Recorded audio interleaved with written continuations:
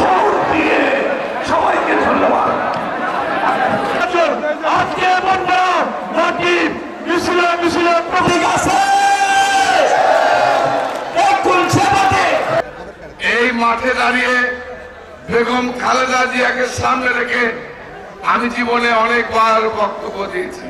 এই জায়গা খালি আছে, এখানে ছুটে এসেছেন ধানের শীষের প্রার্থীকে বিজয়ী করার জন্য। মানুষ চায় বিনীত ব্যবহার, যেটা আজিজ ভাইয়ের মধ্যে আছে। ভুট্টোকে মঞ্চে আসার জন্য আহ্বান করছি।